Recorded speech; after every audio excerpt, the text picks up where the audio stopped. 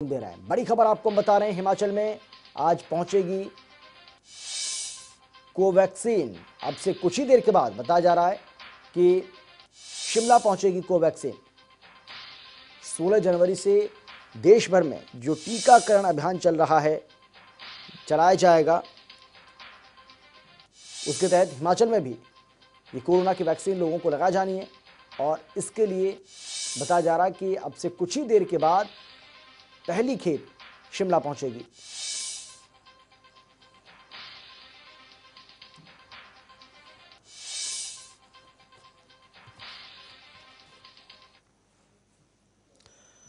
और हमारे संवाददाता विकास हमारे साथ जुड़ गए हैं। विकास, कहा जा रहा है कि अब से कुछ ही देर के बाद कोरोना वैक्सीन की ये पहली खेप शिमला पहुंचेगी, और ज्यादा क्या जानकारी आपके पास?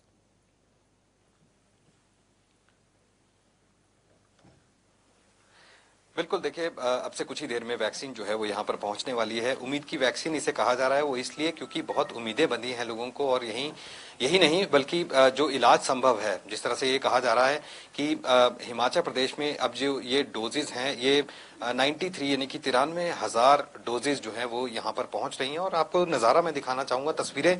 ये परी महल कुसुम्पटी का शिमला का इलाका है और यहीं पर स्टोरेज जो है वो बनाया गया है। हालांकि इसे स्टेट लेवल का स्टोरेज जो स्टोर है वो यहाँ पर बनाया गया है, और ये कहा जा रहा है कि यहीं पर अब से कुछ ही देर में, हालांकि आपको तस्वीरें ये भी मैं दिखाऊं मेरे इस तरफ, ये वो गाड़ी है जो टीकाकरण के लिए गाड़ियां जो है वो पहले से ही रखी गई हैं यहाँ पर। और ये कहा गया है कि जो डोजेज रहेंगी, जो भी टीकाकरण के लिए जो वैक्सीन है वो यहाँ से अब जब आगे जाएगी तो इसी गाड़ी में जाएगी। ये गाड़ी जो है ये जिला मंडी के लिए है, मंडी के लिए जाएगी। और इस तरफ दूसरी तरफ जो ये वाली गाड़ी है, ये गाड़ी कांगड़ा के लिए जाएगी। यानी कि धर्मशाला में दूसरा स्टोर जो है वो बनाया गया है, और रीजनल स्टोर जो हैं वो 2 बनाए गए हैं, अमित। और ऐसे में अब यही है कि वैक्सीन जो है वो अब से कुछ ही देर में यहाँ जरूर पहुंचने वाली है, और इसी जगह पर, क्योंकि बहुत बड़ा स्टोरेज एरिया जो है वो यहाँ पर है। और आप देख सकते हैं तस्वीरें, अपने कैमरामैन से मैं कहूंगा जरा तस्वीरें जो है वो इस तरफ से दिखाएं।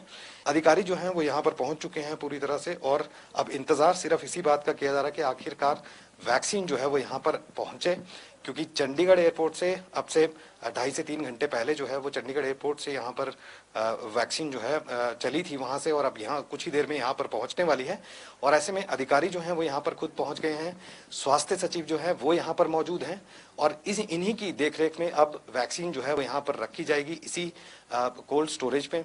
और इसी तरह के सेंटर्स जो हैं वो, ये कहा गया है, जो हमें बताया गया है, आज दिन में भी हमने बात की थी, उसमें भी यही कहा गया कि इसी तरह के जो स्टोरेज एरिया हैं, वो स्टोरेज स्टोर जो हैं वो जिला स्तर पर बनाए गए हैं। और हर एक जिला में, क्योंकि 12 जिले हैं हिमाचल प्रदेश में, 12 के 12 जिलों में इसी तरह के कोल्ड स्टोरेज जो हैं वो वहां पर बनाए गए हैं, ताकि पूरी तरह से सुरक्षित जो है ये वैक्सीन जो है वो रहे। हालांकि अगर रीजनल सेंटर्स की बात करें, जो रीजनल कोल्ड स्टोरेज जो बनाए गए हैं वो एक मंडी में है, दूसरा धर्मशाला में है, तो ऐसे में वहां से आगे जिलों को जो है वो दिया जाना है। सबसे पहले शिमला की अगर बात करें, क्योंकि ये स्टेट लेवल का कोल्ड स्टोरेज जो स्टोर जो है यहाँ पर बनाया गया है, यहाँ से जिला किन्नौर के लिए वैक्सीन जो है वो उपलब्ध कराई जानी है। इसके बाद जिला शिमला में कराई जानी है, शिमला के जितने भी इलाके हैं वहां पर कराई जानी है। और इसके बाद जो सोलन जिला की बात करें, सिरमौर जिला की बात करें, तो ये 4 जिले हैं जहां पर वैक्सीन जिला शिमला से जो है वो उपलब्ध कराई जाएगी। इसके अलावा मंडी जिला की बात करें तो वहां से भी केलोंग है, या फिर कुल्लू जिला की बात करें, मंडी और बिलासपुर, ये 4 जिले जो हैं वो उस जोन में आएंगे जहां से मंडी से आपको वैक्सीन जो है वो उपलब्ध हो पाएगी। इसके अलावा धर्मशाला में जो एक स्टोर जो है वो बनाया गया, रीजनल स्टोर है, वो भी, उसमें भी वहां से भी जिला चंबा है, कांगड़ा है, हमीरपुर है, ऊना है, ये जिले जो हैं वो चयनित किए गए हैं जहां पर वैक्सीन जो है वो उपलब्ध कराई जाएगी। लेकिन रीजनल सेंटर जो है वो धर्मशाला जो है इस बाबत बनाया गया है। ये कहा जा रहा है कि वैक्सीन के लिए पूरी सुरक्षा के जरिए जो है पूरी सुरक्षा तैनात कर्मी जो है सुरक्षा कर्मी तैनात किए गए हैं वैक्सीन को लाने के लिए। गाड़ियों में वैक्सीन जो है वो यहाँ पर पहुंच रही है, लेकिन इंतजार अब इसी बात का है कि कब शिमला वैक्सीन पहुंचेगी। लेकिन हमारी जानकारी यही है कि अब से कुछ ही देर में वैक्सीन जो है वो शिमला में आ जाएगी, और वो इंतजार अब दूर नहीं है, लोगों का इंतजार वो दूर नहीं है, जब वैक्सीन जो है वो अब फ्रंट लाइन वर्कर्स को जो है वो यहाँ पर दी जाएगी। अमित। बिल्कुल विकास, जिस तरीके से आप जानकारी दे रहे हैं कि अब से कुछ ही देर के बाद ये पहली खेप यहाँ पहुँच जाएगी, लेकिन क्योंकि 16 जनवरी से ये वैक्सीनेशन होना है पूरे प्रदेश में क्या बल्कि देश भर में ये चलाया जाना है। लेकिन अगर हम हिमाचल प्रदेश की बात करें तो यहाँ किस तरीके से अब इसकी तैयारी जो है वो की गई है, किस तरीके से ये वैक्सीन लोगों को लगाई जाएगी। जिस तरीके से कहा जा रहा है कि फ्रंटलाइन वर्कर्स जो कोरोना वॉरियर्स हैं उनको शुरुआती तौर पर ये वैक्सीन जो है वो लगाई जाएगी, तो उसकी कैसी तैयारी खास तौर पर हिमाचल प्रदेश में देखने को मिल रही है।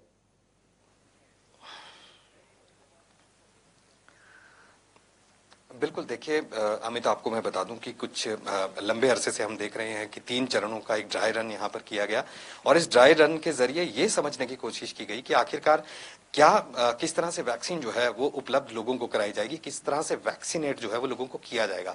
सबसे पहली बात यही है कि लोगों को एक रजिस्ट्रेशन फॉर्म जो है वो भरना होगा, वो बहुत जरूरी था और डॉक्टर्स ये भी कहते रहे, जो जानकार हैं वो ये भी कहते रहे और यानी कि जो यहाँ के अधिकारी हैं स्वास्थ्य विभाग के, वो भी कहते रहे कि बहुत से ऐसे लोग हैं, चाहे वो सफाई कर्मचारी हैं या फिर आशा वर्कर्स हैं या स्वास्थ्य विभाग के अन्य कर्मचारी हैं, तमाम ये लोग, उनमें से बहुत से ऐसे लोग भी थे जिन्होंने अपना पंजीकरण जो है यानी कि रजिस्ट्रेशन जो है वो भी नहीं करवाया था। तो उनसे भी अपील यही की जा रही थी बार बार कि आप इस रजिस्ट्रेशन को जो है वो यहाँ पर कराएं और रजिस्ट्रेशन के बाद जब वो फॉर्म वहां पर पहुंचेगा, जब उनको शॉर्टलिस्ट जो है वो किया जाएगा, उसके बाद एक एसएमएस के जरिए जो है वो लोगों को कॉल किया जाएगा। एसएमएस के जरिए जो है लोगों को ये जानकारी होगी कि आपको कितने बजे यहाँ पर पहुंचना है, कितने बजे किस सेंटर में आपको जो है वो वैक्सीन यहाँ पर लगनी है।